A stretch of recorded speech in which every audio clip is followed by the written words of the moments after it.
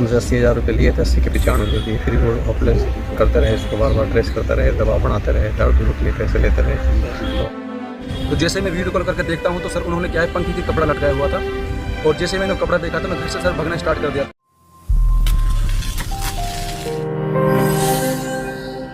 सोहना के दमदमा मार्ग स्थित सक्षम नामक पीजी में रहने वाले एक करीब 23 वर्षीय युवक ने छत के पंखे से लटक कर अपनी जीवन लीला को समाप्त कर लिया। अगर हम मृतक युवक विजेंद्र के दोस्त व उसके पिता की माने तो वह नूह जिले के खंड नगीना के गांव गडूडी का रहने वाला था, जो कि जीडी गोयका यूनिवर्सिटी में बीएससी माइक्रोबायोलॉजी की पढ़ाई पूरी करने के बाद दिल्ली एयरपोर्ट पर जॉब के लिए इंटरव्यू देकर आया था, जिसे 1-2 दिन के बाद ड्यूटी ज्वाइन करने के लिए जाना था, जो कि सोहना सक्षम पीजी में रहता था, जिसने पीजी मालिक के भतीजे सहित 4 लोगों से करीब 80,000 रुपए उधार लिए थे, जिसने 80,000 की जगह उनको 95,000 रुपए वापस भी लौटा दी।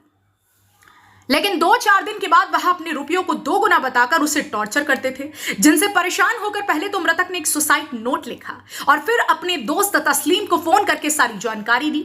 लेकिन जब मृतक अपने दोस्त से अब इस दुनिया में नहीं रहने की बात कहकर रोने लगा तो उसने उसे वीडियो कॉल की, जिसमें देखा कि मृतक ने छत के पंखे में फांसी का फंदा बनाने के लिए कपड़ा बांधा हुआ था। जिसके बाद वह उसके घर से एक सदस्य को लेकर सोहना के लिए अपनी गाड़ी लेकर दौड़ा, लेकिन जब तक वह सोहना पहुंचे तब तक काफी देर हो चुकी थी और विजेंद्र अपनी जीवन लीला को समाप्त कर चुका था। एक क्लास फेलो है, उसने बताया था कि आपस में बात होने, तो हमें तो कोई पता ही नहीं था इसका पैसे का लेन देन किसी के साथ है।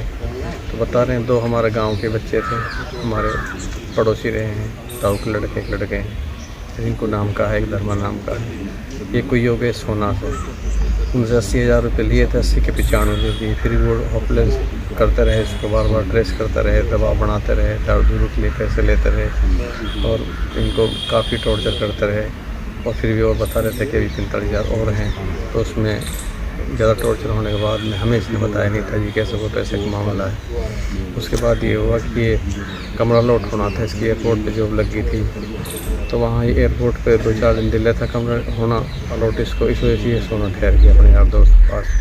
तो यहाँ इसको ज़्यादा टॉर्चर कर दिया, इसको मौका ही नहीं मिलने दिया कि वो किसी कुछ बता पाता।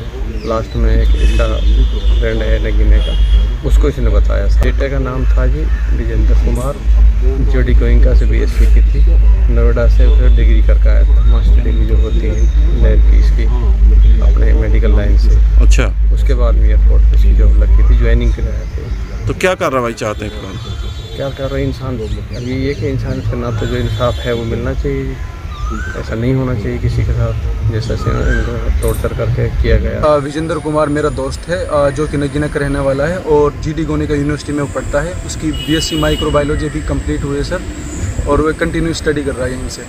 तो उसके बाद में ये दमदमा रोड पर सर एक पीजी है, वो उस पीजी में रहता है। तो वो घर से आया था सर आज, तो उसके बाद में उसका फ़ोन जाता है मेरे पास 11:47 पर रात को। तो वो मुझे बात करता है, काफ़ी टाइम तक बातें होती है हमारी। फिर वो मेरे रोने लगता है और बोलता है भाई मैं नहीं रहना चाहता यहाँ पे। क्या मैंने उसको बोला क्या दिक्कत हो गई भाई? तो उसके पास किसी के पैसे थे सर, तो उन्होंने पैसे थे, एक तो सर टिंकू था और एक धर्मा है और एक योगेश खटाना था, एक सोनू था सर, इन्होंने इसका नाम लिया था। उसके बाद में जैसे मेरी इनसे बात होती है तो वो रोने लगता है, तो मैं तुरंत उसको फ़ोन कट करके वीडियो कॉल करता हूँ सर। तो जैसे मैं वीडियो कॉल करके देखता हूँ तो सर उन्होंने क्या है, पंखे की कपड़ा लटकाया हुआ था, और जैसे मैंने कपड़ा देखा था मैं घर से सर भगना स्टार्ट कर दिया था और मैंने गाड़ी निकालने शुरू कर दी थी। तो जैसे ही सर मैं गाड़ी निकालना शुरू की थी, उसके परिवार से एक मेंबर को मैंने लिया था, तो मैं सर सोना के आसपास में ही पहुंचा था सर। जैसे मैं, लेकिन जब तक मैं पीजी पहुंचा था सर, जब तक वो एक पंखे से लटक के सुसाइड कर चुके। उसने आरोप ये लगाया था सर कि जिसके पैसे थे ना सर तो वो हर दिन तो पैसे डबल कर देता सर, हर 3 दिन। जैसे ही वो कुछ बोलता है तो वो उसको मतलब धमका देते हैं सर। तो इसकी डर की वजह से मैं कुछ कह नहीं पाता, तब सर वो पैसे के चक्कर में उसको इतना प्रेशर डाल रखा था। बाकायदा उसकी सिर्फ चैट्स वगैरह हैं, उसके कॉल रिकॉर्ड सारे हैं। 2 गंडूरी के रहने वाले हैं, धर्मा और टिंकू, और जो योगेश खटाना है वो जो पीजी वाले जिस पीजी में रहते थे विजेंद्र कुमार, उसी पीजी के अंकल के लड़के हैं वो जी। चौथा आरोपी वो सर नगीने से, जिसका नाम सोनू है सर जी। तो क्या कार्रवाई इसमें कर रहे हैं अभी आप?